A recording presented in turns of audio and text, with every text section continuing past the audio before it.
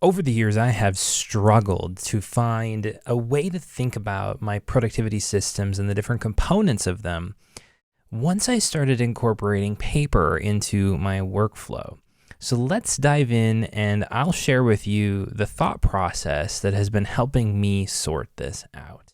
On the screen here, you can see a Miro board, and I have it split up into 3 different sections. What really ultimately made this mindset click for me was thinking in terms of what's working memory, short-term memory, and long-term memory. Yes, it is another brain metaphor for the productivity world, but there's a purpose behind this because the way that our brains often function is that we have this working memory spot where this is the thing that's occupying our attentional space right now. Then we have a spot where we store that information. Maybe it's something that we're thinking about in the short term, where it's something that's happened recently. It's something that's on the top of our minds for this week. And then we have information that we can recall over a longer term basis and other information that just kind of fades away. And so this model is really based upon that idea, and it's really helped me sort out how do I engage with the work that I need to do in a way that makes the most sense to me as someone who likes to work on paper, but also needs to leverage digital tools to be able to help manage all the riffraff and the little things that I need to take care of on a day-to-day, week-by-week basis, and the stuff that I want to keep in front of me over the long term that might change. So let's take a look at how I'm thinking of each of these areas, starting with working memory. Working memory, the way that I think about it, is all focused on the day-to-day. What am I concerned about right now? What am I working on right now? What am I paying attention to? What meeting am I in? Are there notes that I need to capture? Things of that sort. Where do I need to set my attention at this moment in time? And this is where really paper comes in for me. I'm a bullet journal user, have been for a long time, and the bullet journal is an excellent spot I have found to just log this information. A to-do, a note of something that I'm concerned with, something that I need to come back to for later, an idea that I'm starting to flesh out. The rapid logging in the bullet journal does an excellent job of this for me because it allows me to just kind of stay in the flow, but then it's organized well simply by chronology. My brain likes to think in terms of day by day. But this working memory is also where I'm thinking about what is important for me as far as time goes. I don't do well with time blocking, I have found. I've tried it on the calendar, I've tried it in the bullet journal, and blocking out every minute of my day is just not an effective approach for me. However, if I do put some big rocks on the calendar, plus keeping alignment with all of my meetings, I have found that this keeps me on track and gives me traction with the things that I ultimately need to and want to take care of in the course of the day. Now, an important delineator here with this working memory level of building a productivity system is low structure. This is something that I don't want to have to think about where something goes. It's either on my calendar or it's on the sheet of paper right next to my keyboard that I can write it down on. I don't need to worry about it. I can process it later if I need to because it's there. But I do not want to have to worry about where does this thing go. It's all about ease of use in the moment. Then jumping up a level over to short-term memory. This is what I think most people typically think of when it comes to a personal productivity system. This is task managers like OmniFocus, Things, or Todoist. I'm personally using Things right now. I've settled on that because of its excellent mobile-first capabilities. With the way that my job currently works, I'm not working off of my own computer. I can't install my own software on it. And so if I need to keep track of something for later use, say in my personal life or for this YouTube channel, that's where I want to put it. And I want to have it easy access. And Things, hands down, I think has the best mobile experience of any task manager that I've tried. But ultimately in this place is where active projects, notes that I'm actively working on, things I need to be reminded of reside. A reminder of what ultimately matters to me so that I can keep that front and center.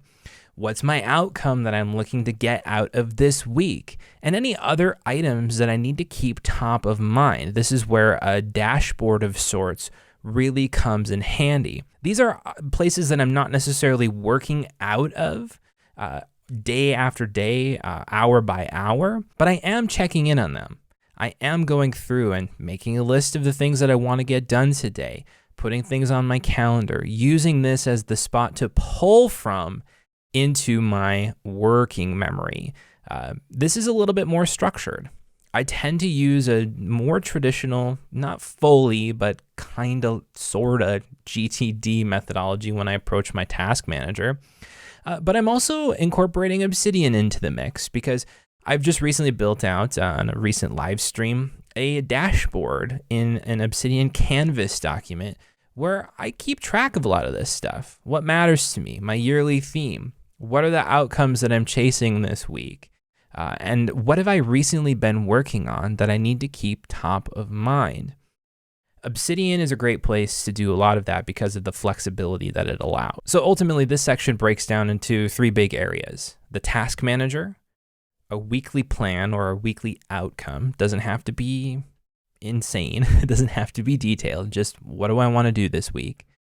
And then a dashboard of the things that I want to keep top of mind. Turning our attention over to long-term memory. This is where I think a lot of the PKM space really comes into play. Where I see the working memory being low structure, long-term memory needs to have a higher level of structure because this is information you're keeping for the long term. You want to be able to retrieve it in a way that's meaningful and a way that allows you to quickly access it. Obsidian is really my app of choice in terms of this for my notes and my thoughts, but DevonThink is where I store all of my documents. And other things that I'm storing and considering as long-term memory might be checklists. So this is maybe a weekly review checklist that I go through, or items that I need to document. I have a list of things that I've written down in case we need it in the house. That's a household documentation. Where is certain information located? How do we get to it? What kinds of things do we need to be concerned about? And that is what I would consider long-term memory.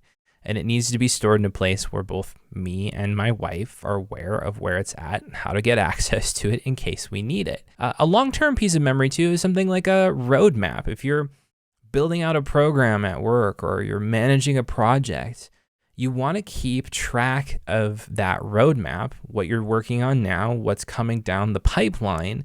And that's part of a long-term memory in my way of thinking about it. And then someday maybe items as well. You might store these in a task manager like things, but I personally like to have a list of really long-term things somewhere else, in a notebook, in Obsidian, something of that sort. And again, this is all designed to be able to put information someplace where you can come back to it. I know that looking at my productivity system in terms of this working memory, short-term and long-term memory has really helped me narrow down how I'm engaging with the system that I've built.